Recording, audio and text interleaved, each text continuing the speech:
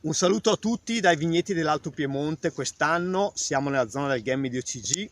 Vi illustrerò brevemente come sta andando questa campagna viticola. La fenologia, importante, la fioritura si presenta una settimana di ritardo rispetto alla media storica,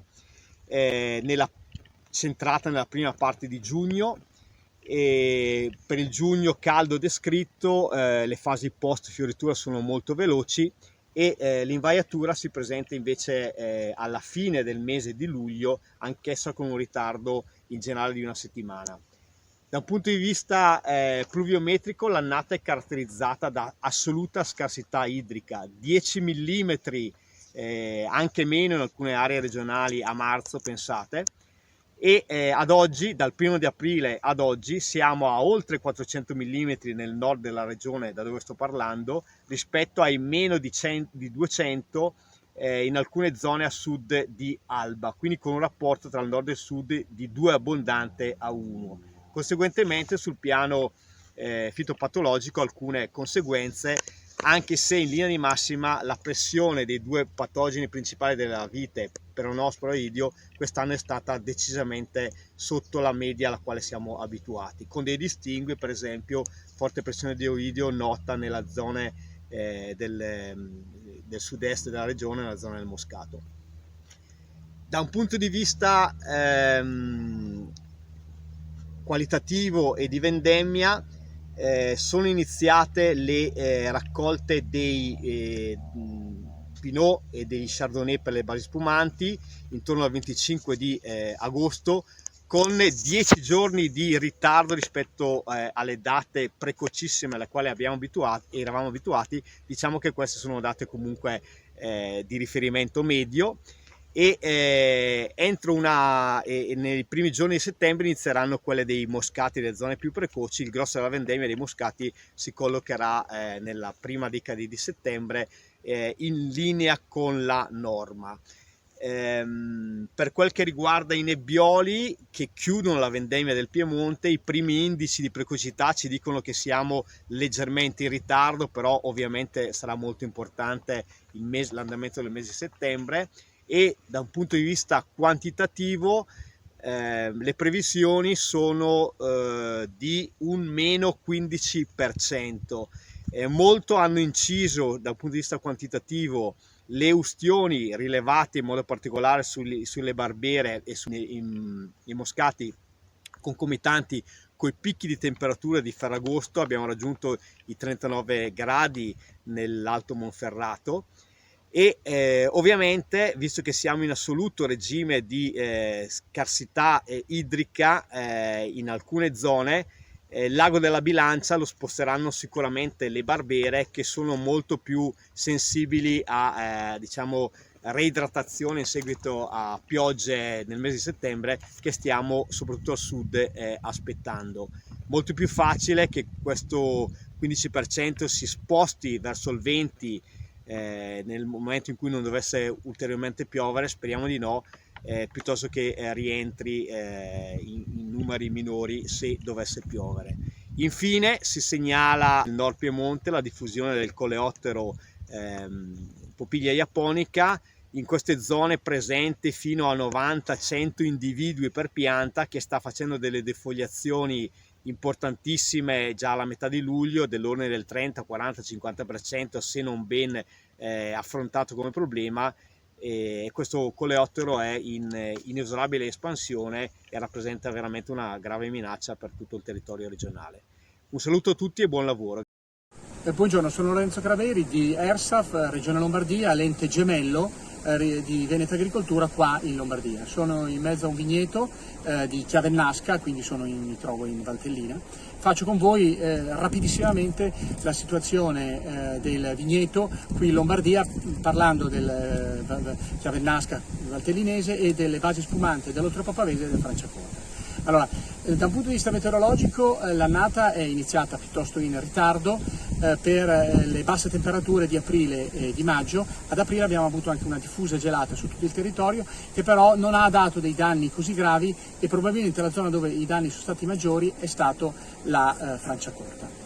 In Oltrepo Pavese invece la principale problematica è stato un diffuso stress idrico un po' in tutta l'estate. Per quanto riguarda la situazione fitosanitaria è una situazione abbastanza, diciamo, tranquilla, sebbene qua e là mi segnalino attacchi di peronospora, mi segnalino attacchi in particolare in Oltrepo Pavese di tignolette di seconda generazione, ma secondo diciamo, i tecnici che ho consultato fondamentalmente è stato un anno più di oidio, anche se grossi danni non ne abbiamo avuti. In questo momento le basi spumanti di Franciacorta e di Oltrepo sono in vendemmia. Le vendemmie sono iniziate con circa 10 giorni di ritardo, attorno al 20, 18, 22 di agosto, e le rese sono decisamente scarse in Franciacorta, circa un 30% in meno, migliori invece in Oltrepo, migliori anche da un punto di vista qualitativo, anche se anche lì le perdite sono di un 10-20%. Qua in Valtellina non siamo ancora al termine dell'invaiatura e fare ancora delle previsioni su quanto sarà buona la qualità è difficile. La quantità invece sembra essere mediamente buona. Per il resto parlare di un'annata quindi buona in tutto il territorio lombardo sicuramente è errato, è stato sicuramente molto problematica per la Franciacorta come annata, migliore rispetto all'anno scorso in Valtellina e peggiore rispetto all'anno scorso in Oltrepo Pavese. Con questa carrellata rapidissima vi saluto. Buongiorno a tutti e grazie a Veneta Agricoltura per l'invito a questo annuale appuntamento sulle previsioni vendemmiali. La vendemmia in Emilia-Romagna è stata ed è attualmente caratterizzata e funestata da fenomeni atmosferici estremi e di forte intensità. Infatti nel 2021 si sono susseguite ondate di caldo anomalo in inverno, tante che a fine marzo sono registrate temperature medie di circa 26 gradi, e a fine aprile si sono verificate gelate tardive che hanno colpito, anche se a macchia di leopardo, l'intero territorio regionale. Come se non bastasse, il deficit idrico registrato già a inizio inverno si è protratto per quasi tutta l'estate e ovviamente i vigneti ne hanno risentito e ne stanno risentendo tuttora, manifestando gravi sintomi di stress idrico.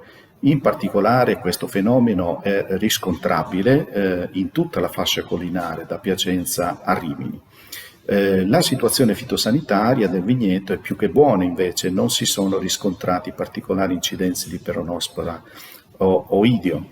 La maturazione delle uve risulta piuttosto buona, anche se in ritardo di circa una settimana rispetto al 2020, sia per le varietà bianche precoci, sia per le varietà a bacca nera tardive.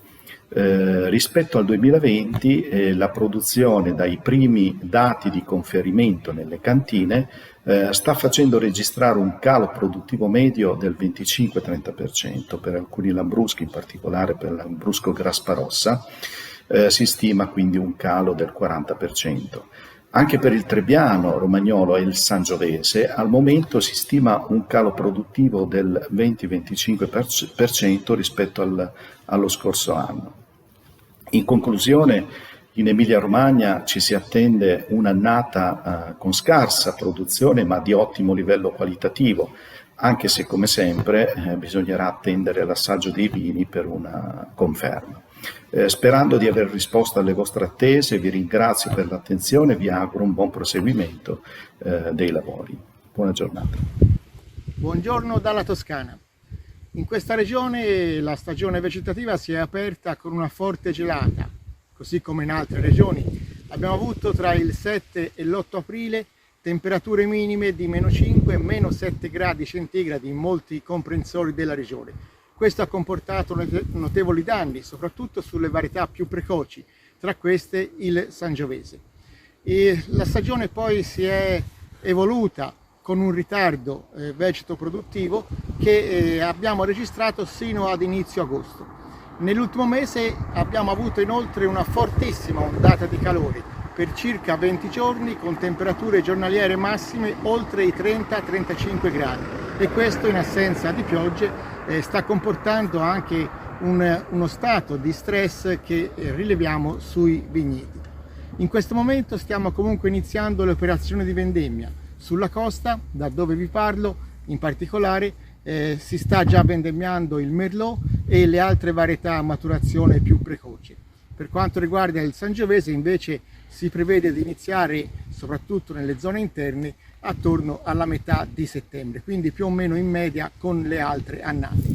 Però l'andamento stagionale ha visto un ritardo vegetativo sino a inizio invaiatura e poi in questo momento invece abbiamo una rapida ripresa e un aumento repentino anche del contenuto zuccherino delle uve.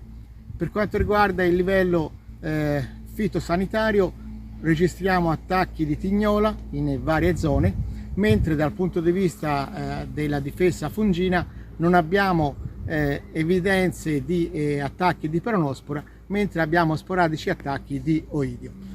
Questo per quanto riguarda la situazione un po' in generale. La produzione è prevista in riduzione soprattutto del Sangiovese nel Chianti intorno al 20-30%, in misura leggermente inferiore negli altri comprensori. E per concludere direi è una stagione che complessivamente definirei anomala proprio per le gelate primaverili e per l'ondata forte di calore dell'inizio del mese di agosto. E con questo è tutto, vi saluto dalla Toscana e vi auguro un buon proseguimento di questo incontro.